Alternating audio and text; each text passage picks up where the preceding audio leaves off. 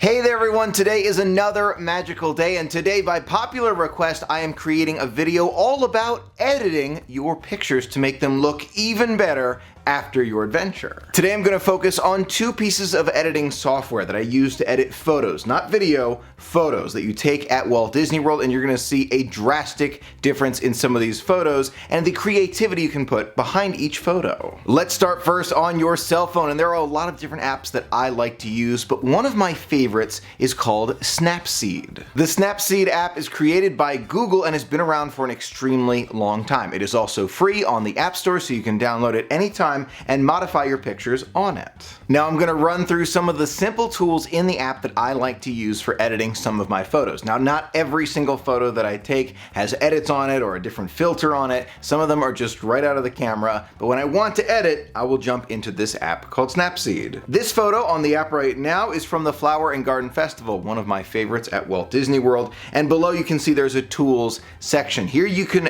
push a button on the very top left called Tune Image, and from here you can slide your finger up and down to see the different options available to you. You've got brightness, contrast, saturation, ambiance, highlights, shadows, warmth. All of those are available with Tune Image, and then when you slide your finger from left to right, you can see the brightness increases or decreases. Goes up and down. You can follow it right there on the top. It kind of shows you where it is. From there you can go to contrast. Change the contrast back and forth. In this picture you can see it quite a bit. We're going to do a couple of these changes as we continue on here. Increase that saturation, the ambiance. Look at that. Look at the difference in the sky when I do that. Just that ambiance. Very cool. The highlights changing back and forth. Bring it down just a bit. The shadows, bring them up and down. Whatever that look you're looking for. Let's go with something like that. Warmth, there's warmer, there's cooler. Let's bring it on the cooler side just like that. You can click the check mark on the bottom right to indicate when you're done. Now you can look at the changes that you made at any time by holding down on the image. You can see the original,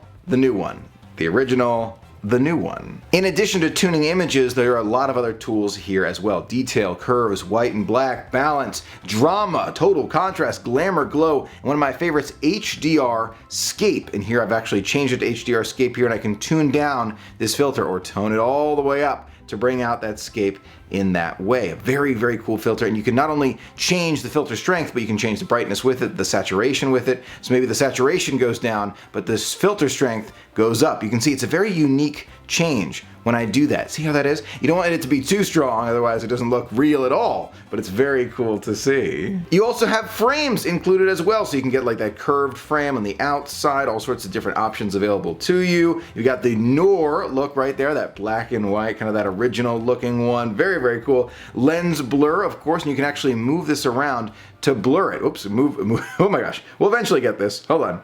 There we go. We're moving this around to blur different parts of the image. Very, very cool. You can stretch that out like that, so the flowers by themselves are the only ones in focus, like that. Take a look. They're the only thing in focus right there, and I can actually tighten it up just a bit. So the flowers are in focus, but nothing else is. I'm not going to include that one, but it's really cool to see the changes you can make to these photos to make them extremely unique, so no two photos are ever the same. Some of these tools are very, very helpful, like the healing tool right here. I'm going to zoom in here by pinching two fingers outward. I'm going to heal the sky, not intentionally, just to show you the power of the brush, and it can kind of heal these different things to make it look better. Now obviously that looks a lot worse because that's not what the sky really looks like, but let's say for example I didn't want this planter to be there. You can take it out just like that with the heal function. Isn't that cool? It disappears entirely just with that heal function. Let's try it again right there.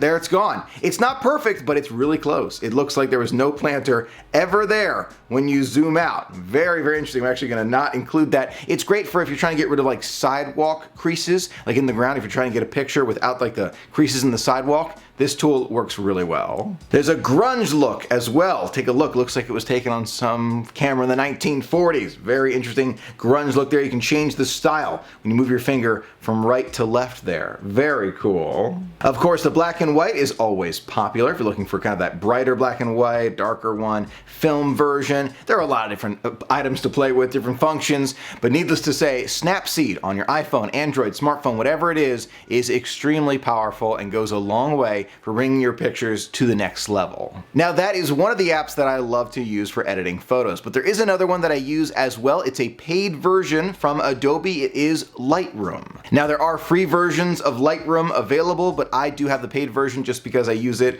on my computer and I love it, but it's also available on your smartphone. I'm going to go over the one in the smartphone today. Now here we are in the Lightroom app, and you'll notice several of the same functions available at the bottom. A little bit different style, probably not as user-friendly, but it has a tremendous amount of power to it because it can edit raw images in your computer. On your phone as well, but on the computer the images just look incredible. That's why I have the paid version, but otherwise it works perfectly on Snapseed or in Lightroom on your phone. Now you can see right there, very cool scene of Epcot, kind of dark at night, but I'm going to click that button right on the bottom there, auto. See that auto button in the middle? I'm going to click that for a moment so you can see the difference right there. Just by clicking auto, take a look at the difference right there. There's the original, there's after.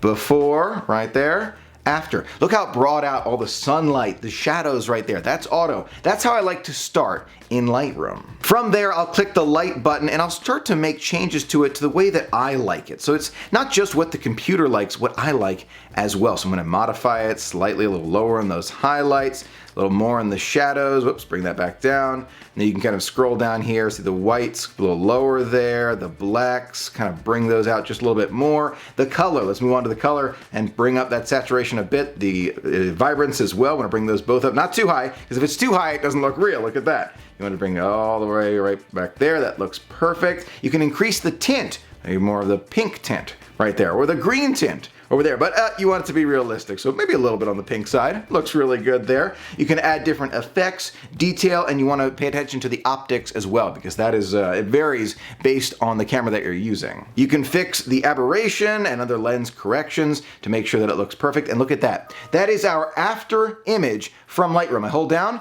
there's before. Look at the difference there, before and after. A totally different image once you put it through Lightroom. Those are two of my favorite apps that you can use on your phone or your computer to edit pictures from your adventure. Now, there are times where I take a photo at Walt Disney World and I don't edit the photo at all. Sometimes it doesn't really need it. Other times I want to make it look really dramatic or not really real, like that grungy look or black and white look. I want to play with it in some way to make it look unique. You can create something, the same photo, over and over and over again, a view of Epcot, just as an example, and change it to be yours in a different way. Now, these are just a few of the different functions that are available through some of these apps. That being said, there are other apps that offer all sorts of different functions as well, like making movement out of a still picture. Very cool. And you can also edit these photos in some of the kind of formatted versions that come out in some of these other apps. Like you just put one photo in, it brings it out in the same version, it looks the same way every single time, but it kind of follows a theme for you. Instagram has a lot of these with their filters. Now the big question, do you have to edit your photos? Of course not. Of course not. This is personal preference,